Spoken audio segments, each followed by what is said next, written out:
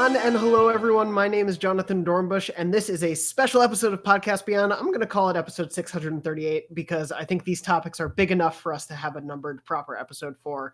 But it is such a breaking, unexpected episode that unfortunately both Max Scoville and Lucy O'Brien can't be with us today, working on one of the various other things happening right now, and we'll talk about some of those things soon. But thankfully, I am joined by Brian Altano. That's right. I'm here. Good to see you guys and beyond. I wish we were doing this episode on good news circumstance. I think we'll be getting some of that this year at some point, hopefully, right?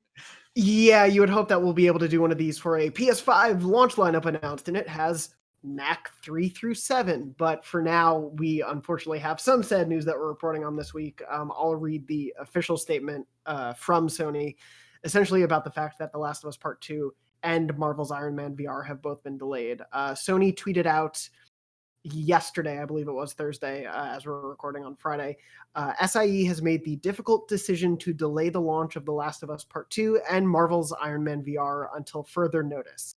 Logistically, the global crisis is preventing us from providing the launch experience our players deserve. They then followed that up and said, currently there are no other delays to report, but we'll keep you posted. Obviously, people thinking PS5 and Ghost of Tsushima still to come on PS4. Right. Naughty Dog then put out a further statement, which I won't read in full. It's pretty long, but they essentially were saying the game is pretty much done. The statement says, the good news is we're nearly done with development of The Last of Us Part 2. We are in the midst of fixing our final bugs, but they realized the reality that due to logistics beyond our control, we couldn't launch the game to our satisfaction. And so, Brian, I do want to talk about, because obviously we have this larger statement from Naughty Dog, and I do want to get to the Iron Man VR of it all. But obviously, Last of Us being delayed is the bigger part of this. Yeah. From my reading of those statements and everything, this definitely feels like a business decision and not a like game in trouble decision, right? I absolutely. I think you completely nailed it. We have to think about this sort of global implications of what's happening with everything here right now, but also what it means to create, market, package, and then release a product of this magnitude in this current environment. And it's just not feasible. I mean, it's like we're all adjusting to the sort of new world that we're kind of rapidly waking up in every single day, in a different way, almost on a daily basis. And the rules that applied yesterday don't necessarily apply today. A couple weeks ago, it was wash your hands for 20 seconds while singing happy birthday twice, and now it's buying milk is scary. Like things are, Yeah. things have changed so quickly and so fast, and thus I think that launching a game this big right now, where going to the store, unless it's completely essential, is not recommended, would essentially ensue a massive financial loss for Sony for bankrolling a game this big for this many years. And so, yeah, like it is sort of a splash of water in the face reminder that ultimately video games are a business. They are not a charity. This is not just some guy selling art on a corner. And there's obviously a selfish part of us that wants all this game. We would just be like, oh, if it's done, put it out, give it to us digitally.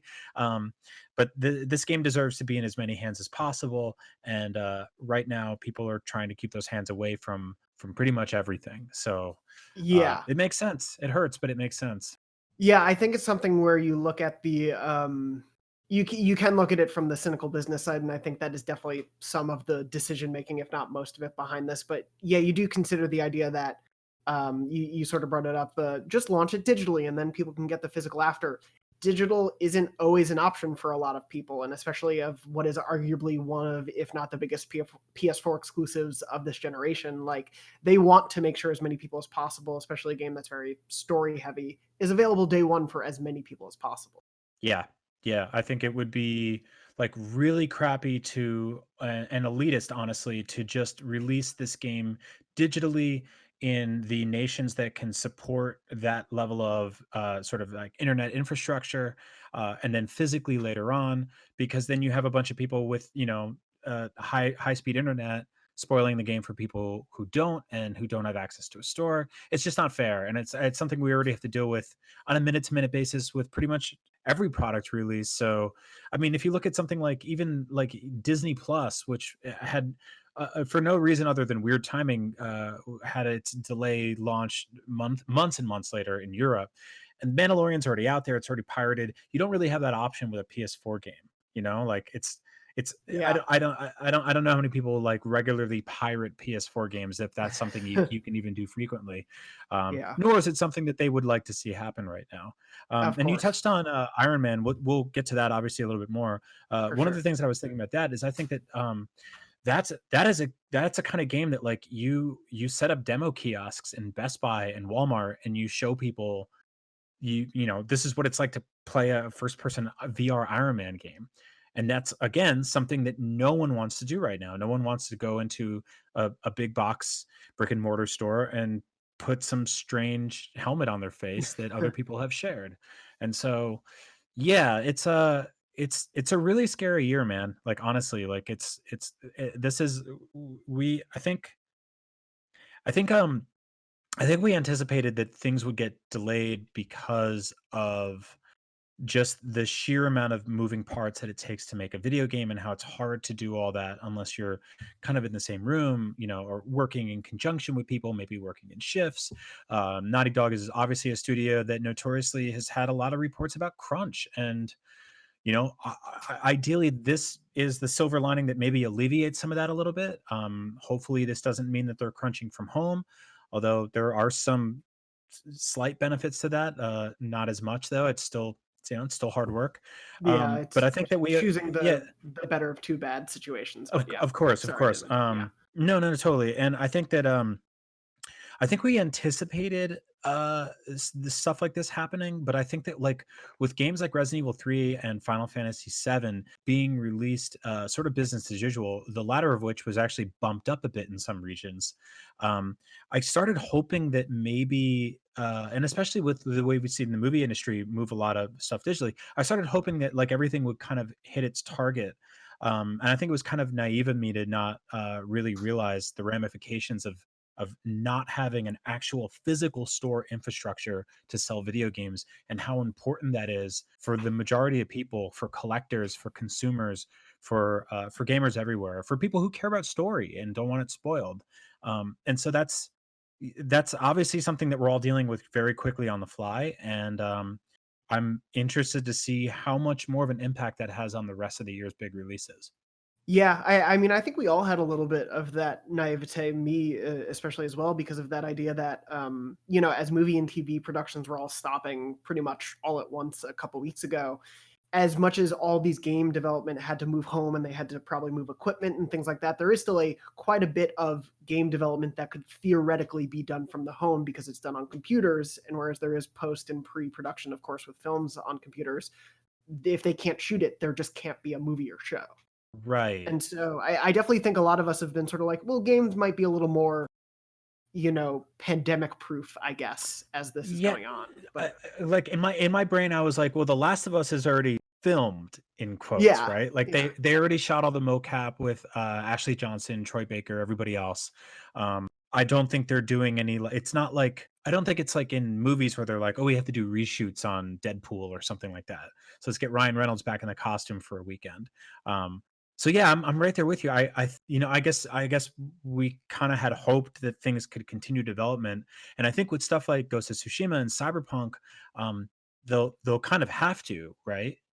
yeah. But Well, so that's I did want to ask that because I did sort of want to make a parallel. Today, as we're recording, Disney announced all of their movies finally being pushed. Like they announced all the release dates, and they essentially shifted every MCU movie by one. So where whatever was going to come out, like Black Widow is now coming out in November, and they pushed Eternals, which was going to come out in November, to the February date, which was another movie, and so on and so forth. But they're still holding, interestingly, on to Pixar's Soul is still supposed to come out in June in theaters as of right now. We'll see what happens.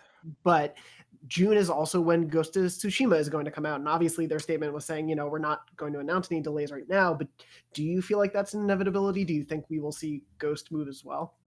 That's a really good question. I am worried about that. I'm worried about the sort of like what the retail landscape looks like in June.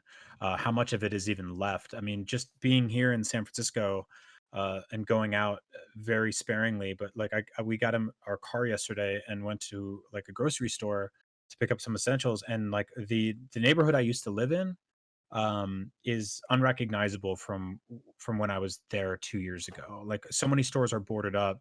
You look at something like GameStop, which is already having issues. This can't be helping them at all. I do think that Best Buys and WalMarts will hopefully, all of those things will either. I think WalMarts are open to in some capacity right now, but I do Yeah, think that like by this summer we will hopefully see those things return. Games are a little bit different than movies in that like they aren't required to be enjoyed by hundreds of people in unison in one shared space. Movie theaters, I think, in June, still a really big question mark. Could you open a GameStop in June? Potentially.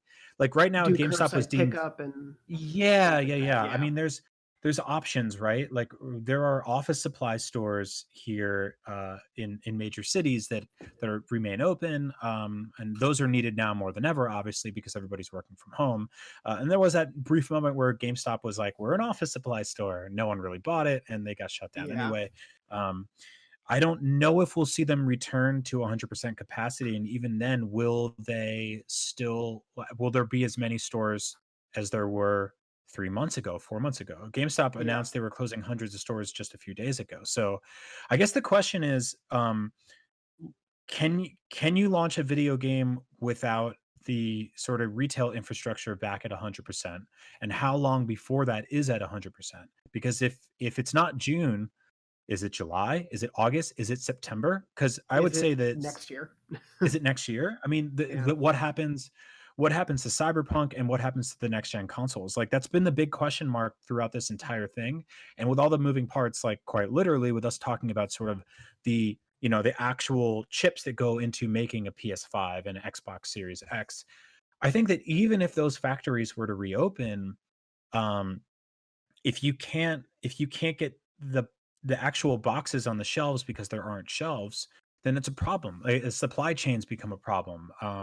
Like one of the interesting things. Sorry to keep rambling, but one of the interesting no, things no, that I read the other day is like one of the big reasons that there's toilet paper shortages right now, and that there could be potential food shortages, is that 40% of toilet paper in the country was basically being used by people at work, and now they're not going to work, and so they're using it at home in various ways.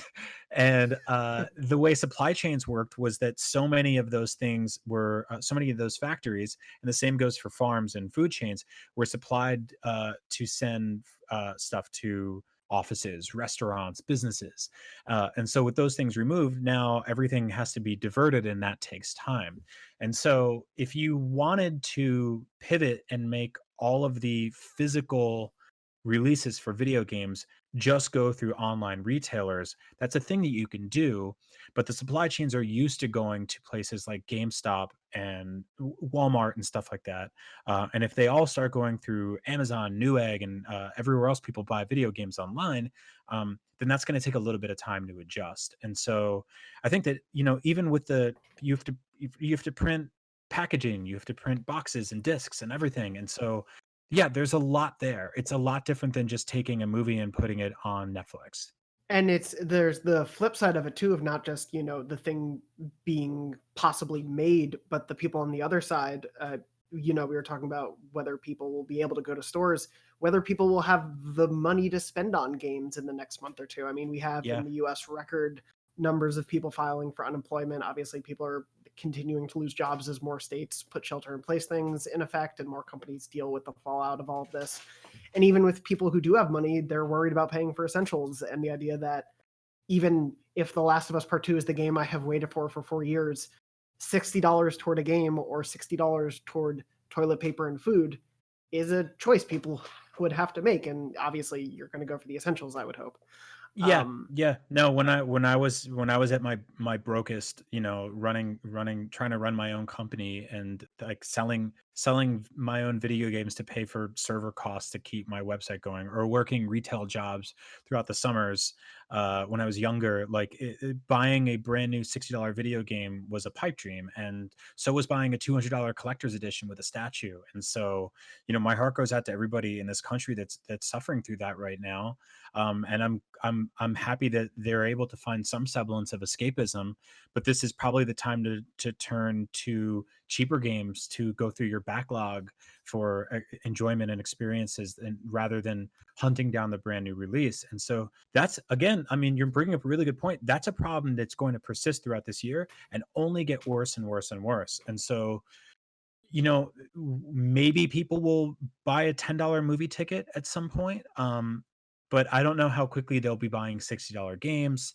Um, and so, yeah, that these are all massive factors that funnel into this. And like we said earlier, this is an incredibly expensive product that for them to work on for years and years. Sony has been Yeah. funding this game for, I mean, when was this game announced? Like four or And 5 years ago? I want to say 2017, might Yeah, have so even been 2017. 16, but yeah. And we have to theorize that it was probably in development for quite a bit before they even showed any of it off. And so, yeah, I would theorize that this game's been in development for at least 4+ years. Um, and so, yeah, that's obviously something they're going to want to make their money back.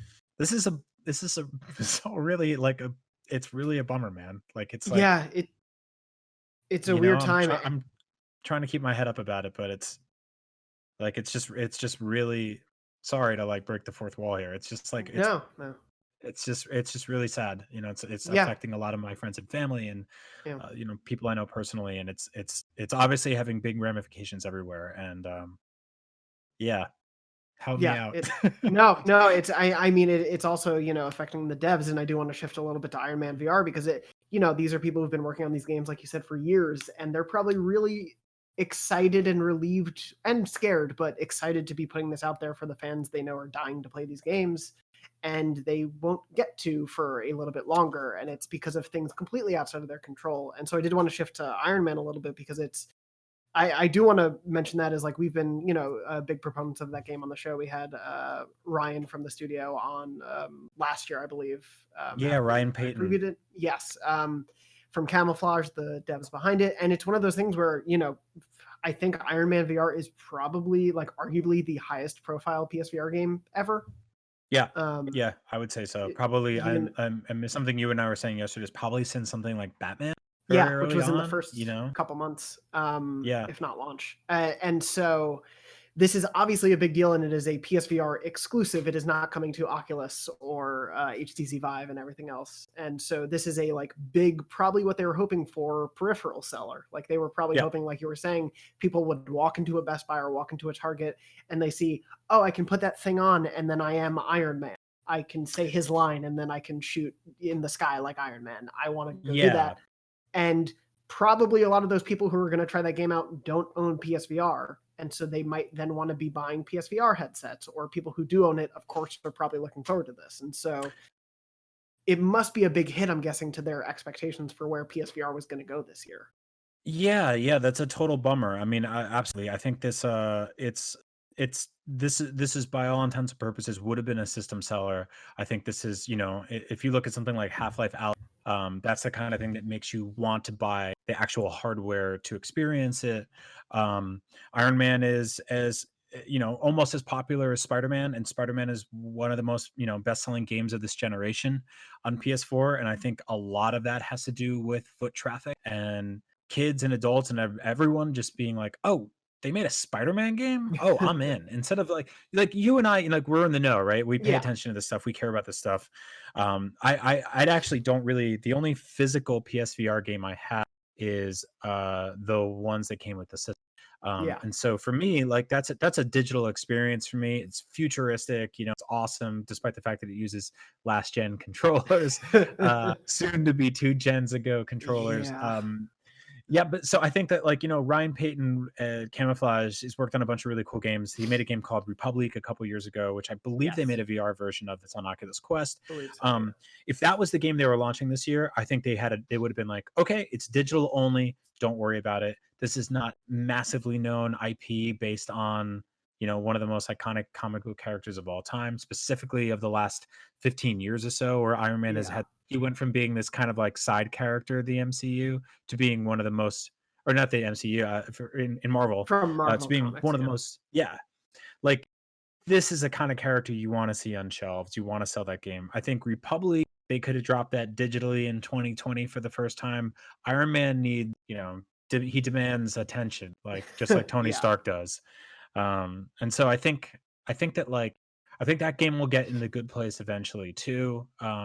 It's weird to have two games basically ready to go but can't, you know? Yeah, it is odd, and I do wonder, like, this is a total thing I'm sure they wouldn't be allowed to talk about publicly at the moment, but, like, what do those companies do right now, for the next possibly few to 6 months? What do they work on? Do they work on iterating on the product they have and keep squashing bugs or find things to improve on? Do they think of DLC? Do they just move on to another project?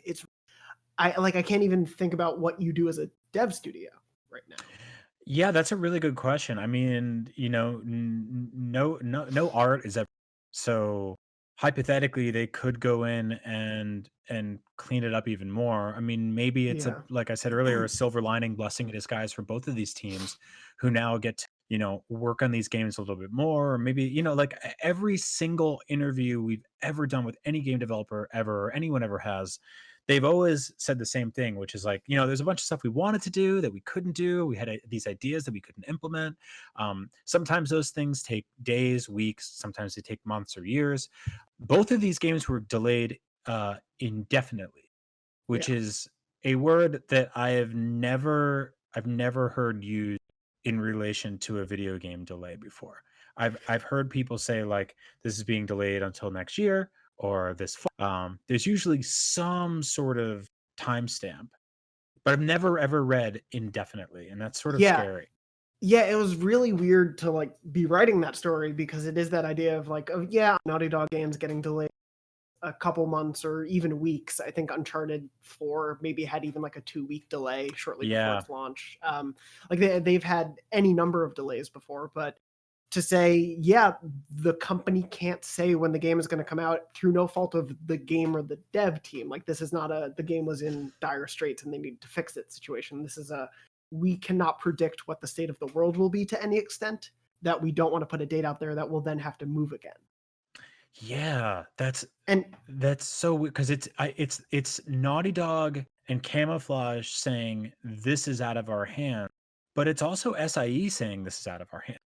yeah, yeah, So this it's is not in anyone's hands really. yeah, Like, it's a company that also is gonna have to figure out what they're gonna do with gen console, which I do want to get to in a second. But so sort of to wrap up these games, like I am loath to predict when they're gonna come out because, too late into the fall, you then have to consider what they do juggling with next generation consoles. I don't think Iron Man has to worry about like PSVR 2 coming out this fall. I don't expect new hardware for PSVR until next year at the earliest. So right. I think they could reasonably release that game.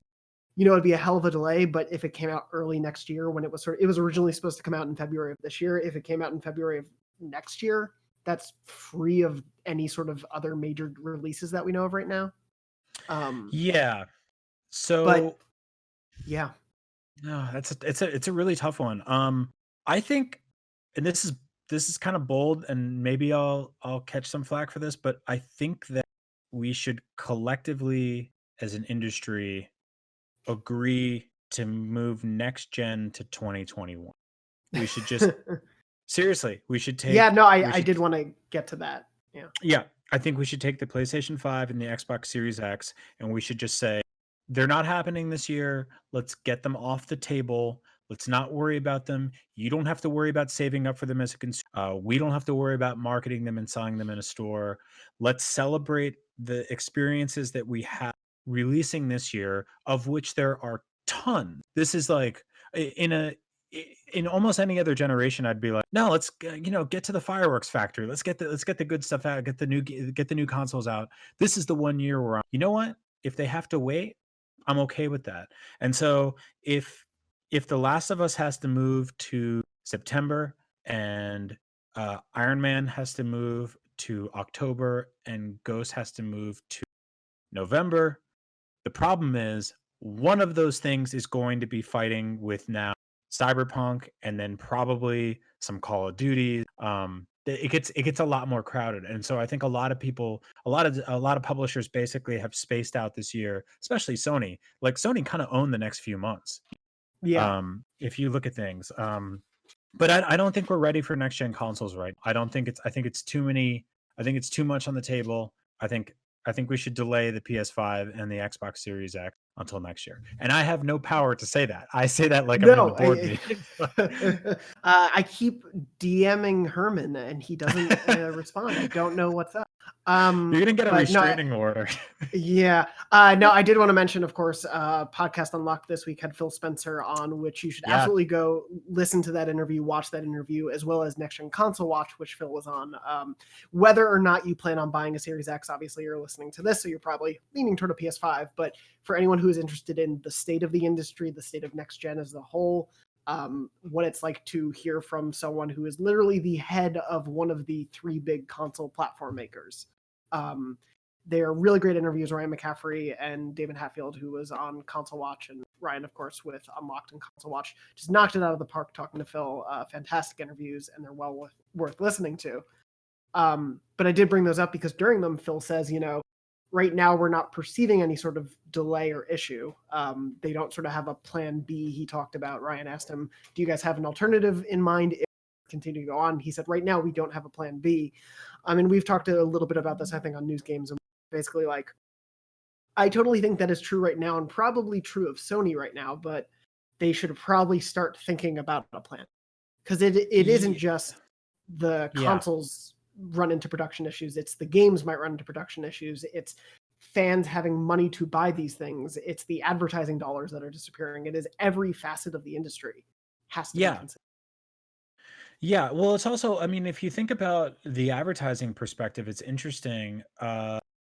It you think about what the advertising for these next gen consoles was going to go towards. I'll ask you this hypothetically: your Yeah. lead marketing expert of the PlayStation 5, Jonathon Dornbush, you just got to you have $10 million to spend in 2020 on marketing and advertising the PlayStation 5. I want you to take that money and use it a little bit here and there to align it with all of the significant tentpole events and big, sporting events and just big things that have a lot of eyes on this year, and put a couple million on each. Where do you put your money? The World Series. Oh, wait, no, that's Right. March Mad. No, that didn't happen. Mhm. Comic-Con. Behind what? Comic-Con, Comic-Con. the Olympics. Yep. I mean, the Olympics got pushed to next year. Yeah. Do you Yeah, how about you wanna spend some money on a Gamescom booth? it'll Yeah. be all digital, so probably can't. What if Yep. I'm gonna put 9.5 million to TikTok? That's where it's all going, and I There you think go. that'll be fine. Yeah, I um, mean, can maybe product placement and on Netflix? Oh, wait, they're not shooting any new shows, so you wouldn't have time to do that.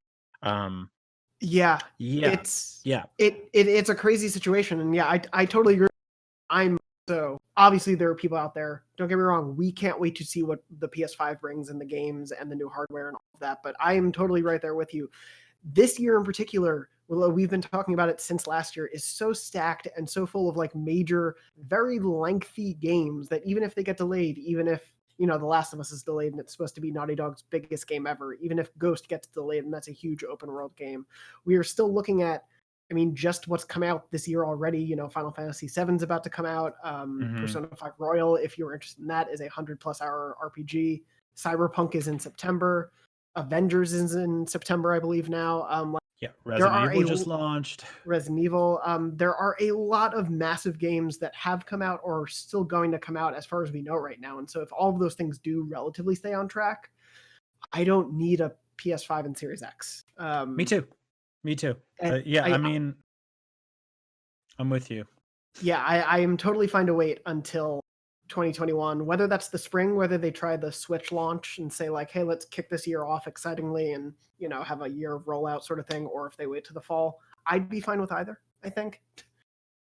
Yeah, honestly, I mean, and let's maybe hope the world can get kind of back on their feet a little bit too before uh, we're in a position where, tens of millions of unemployed people are watching a next gen console launch for something that they could have celebrated just a few weeks or months ago, and now they no longer can. I mean, Like, there's stimulus packages happening, but like I don't think most people will take that money and put it directly to, a PS5 and some games and a controller. Maybe they will, I've definitely been in situations where I've had to make some decisions like that before. But yeah, let's see what happens. I would be completely okay with next gen getting moved to next year. I think it's the kind of thing that both companies have to agree on, or not. Who knows? Yeah, Like I, that I could mean, go some either way. I'd love to imagine that Phil and Herman and Shuhei and Matt Booty from Microsoft are all getting together and being like, okay, let's actually take a look at this. But yeah, if one of them commits to it and stays with it, I don't think the other will move. I do think it would have to be a like joint decision to move on. Yeah, I mean, I think even if Sony stayed behind or Sony went ahead and the Xbox stayed behind, they'd both, battling all of the issues that you and I just brought up. They would still try to figure out how to spend their $10 million in marketing. They would still, have to figure out how to reach consumers without like a retail infrastructure. They would still have to figure out how to reach consumers who have just now been financially devastated. There's obviously, it's not really as simple as like jumping the gun in the race, Yeah, when the track eh, is littered with this many obstacles. exactly. And especially knowing that there are probably going to be more obstacles ahead. I mean, the situation just day to day. Places continue to add precautions in place. Things are still, seemingly getting worse before they get better. And we have no idea how it lasts. Right. So it is a weird situation to see happen. But obviously, we do hope that the two dev teams involved here, Naughty Dog and Iron Man, with Camouflage, are both safe and healthy at home, working on the game as much as they can. But obviously, staying together and staying well through all this as they wait it out like all the fans do. I'm sure Mhm. they are just as eager for people to play as people are eager to play the Yeah. Yeah, I totally agree. game. Um, I'm sorry, go ahead.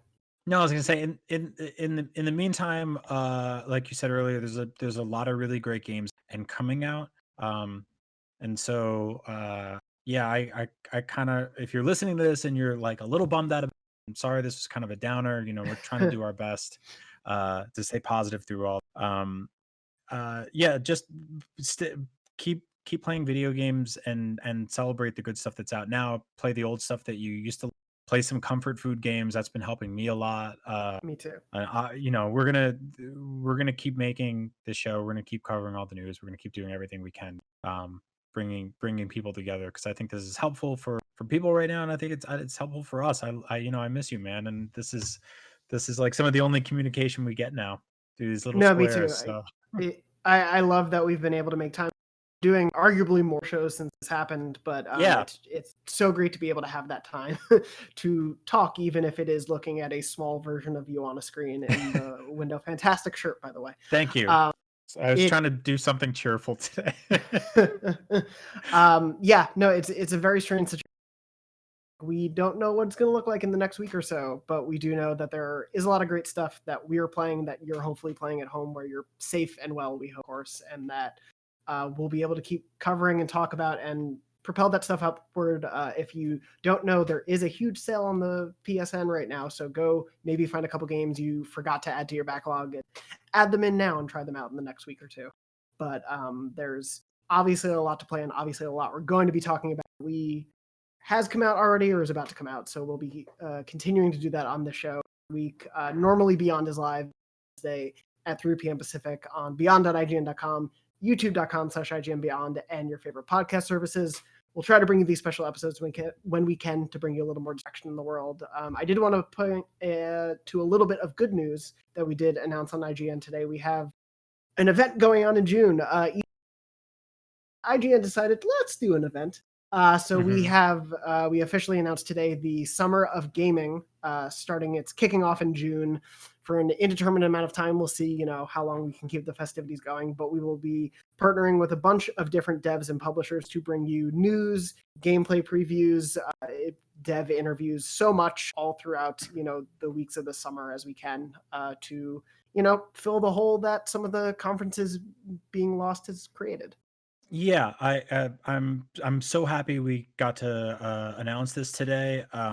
Like, no disrespect to the ESA and E3. I'm gonna show like crazy this year, but on the same page, my favorite part of E3 was always talking to video game developers just as they had revealed this passion project they'd been working on for a very long time, and picking their over brand new footage and asking them how it all came together and what their plans are and the cool stuff their games are doing. And so I'm really excited we get to do that again, whether we're doing that from our IGN studio or from our apartment, we'll see. I feel like my internet got super choppy in the middle of this episode, so it'd be nice if we could do that at work. But we'll We see what had a little happens. better internet. Yeah. Yeah, Yeah, we'll definitely make sure, at least the devs are from the comfort of their own home, especially because we're going to really try to make this a global event from devs from around the world. 2K, Sega, Square Enix, Bandai Namco are just a few of the publishers we've partnered with already, and there's more to come. So we're all very, very excited about that. There will be more details in weeks to come, but definitely stay tuned for all of that. And stay tuned for a normal episode of Beyond next week, as I said, every Wednesday. But otherwise, thank you, Ryan, so much for joining me for this special episode. of course. And I hope you are well.